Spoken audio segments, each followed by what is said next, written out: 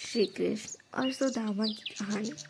सुदामा और श्री कृष्ण बचपन से मित्र थे और दोनों ही साथ शिक्षा लेते थे। सुदामा बहुत ही गरीब था, वह ब्राह्मण था, इसलिए वह दिन भर में 5 घर से भिक्षा मांगकर अपना और अपने परिवार का पेट पालन करता था।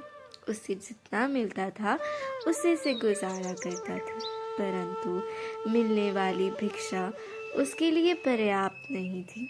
उसका और उसके परिवार का पेट भी उससे नहीं भरता था और इसी भिक्षा से अतिथि सत्कार भी होता था। सुदामा की पत्नी को ये मालूम था कि सुदामा और श्री कृष्ण दोनों मित्र हैं। श्री कृष्ण द्वारिका के महाराज हैं। अगर सुदामा उनसे सहायता मांगेगा तो वो कभी भी मना नहीं करेंगे। इसलिए सुदामा की पत्नी सुदामा को बहुत बार श्री कृष्ण के पास द्वारिका जाने के लिए कहती थी, परंतु सुदामा हर बार मना कर देता था। बहुत बार आग्रह करने के बाद सुदामा मान गया था और वह द्वारिका के लिए निकल गया था। उस समय उसके पास कोई साधन नहीं था। वह अपने पैरों पर चलता हुआ द्वारिका की ओर बढ़ गया था। वह संकोच और लज्जा से भरा हुआ द्वारिका की ओर निकल पड़ा।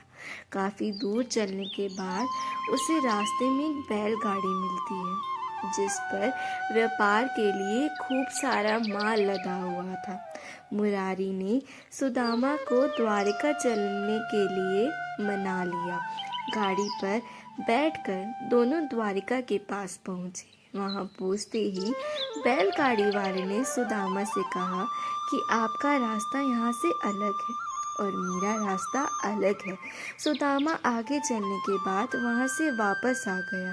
उसने सोचा कि मैं उस बैलगाड़ी वाले को धन्यवाद करके आता हूँ। सुदामा मंदिर के पीछे उसका धन्यवाद करने के लिए वहाँ गया तो वहाँ पर कोई बैलगाड़ी नहीं थी और ना ही कोई मुरारी था। उसे कुछ समझ नहीं आ रहा था। वह सोच रहा था कि एक क्षण पहले वहाँ मुरारी और उसकी बैलगाड़ी खड़ी थी, पर अब वहाँ कोई नहीं है। सुदामा समझ गया था कि उसके मित्र श्री कृष्ण की ही कोई लीला है। वास्तव में ऐसा ही हुआ। जब दोनों मित्र श्री कृष्ण और सुदामा की मुलाकात हुई तो दोनों मुरारी की घटना पर मुस्कुराते रहे। राधे राधे।